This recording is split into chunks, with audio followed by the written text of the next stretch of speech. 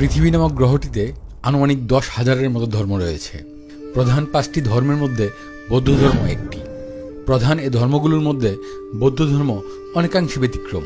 এ ধর্মের প্রবক্তা এবং অনুসরণকারী মানুষেরা স্রষ্টা কিংবা পরকালে বিশ্বাস করে না।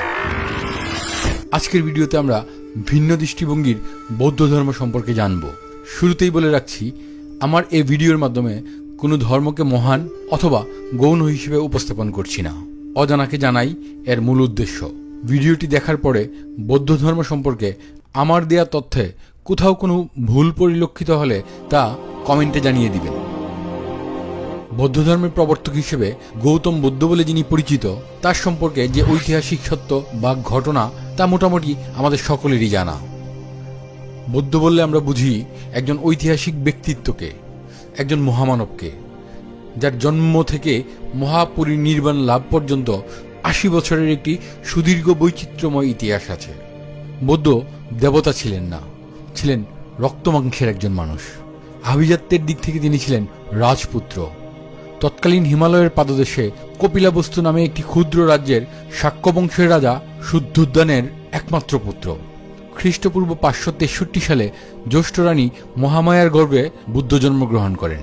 কথিত আছে, সন্তান সম্ভবা রানী যখন তখনকার রীতি অনুযায়ী সন্তান লাভের জন্য কপিলাবস্তু থেকে তার পিত্রালয়ে দেবদাহে যাচ্ছিলেন, তখন প্রতিমধ্যে লুম্বিনী নামক কুঞ্জবনে 2 শাল বৃক্ষের ছায়াতলে তিনি বুদ্ধের জন্ম দেন।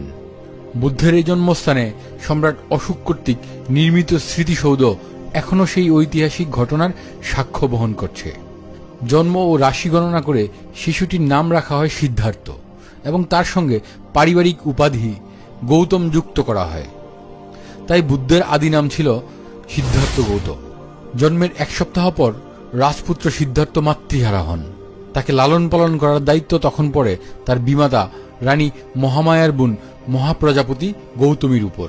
শৈশবকাল থেকে সিদ্ধার্থ কেমন যেন অন্যমনস্ক, উদাসীন ও চিন্তামগ্ন হয়ে থাকতেন। আমোদ আহ্লাদ ও চঞ্চলতার পরিবর্তে নির্জনতাকে পছন্দ করতেন। রাজা শুদ্ধোধন সিদ্ধার্থের এ বৈরাগ্য ভাব দেখে পার্থিব দুঃখ থেকে তাকে সরিয়ে রাখার জন্য আপ্রাণ চেষ্টা করেন। সংসারের প্রতি মনোযোগী ও আকৃষ্ট করে রাখার জন্য রাজা 19 বছর বয়সের সময় সিদ্ধার্থকে যশোধরা নাম্নী এক পরম সুন্দরী যুবতীর সঙ্গে বিয়ে দেন এবং সব রকমের আরামায়েশ ও ভোগবিলাসের ব্যবস্থা করেন। 3 ঋতুতে বসবাসের উপযোগী 3টি প্রাসাদও নির্মাণ করা হয়েছিল। সেখানে যৌবনাপ্লুত সুন্দরী ললনার দল সারাক্ষণ নাচ গানের মাধ্যমে রাজপুত্র সিদ্ধার্থের মনোরঞ্জন করত। কিন্তু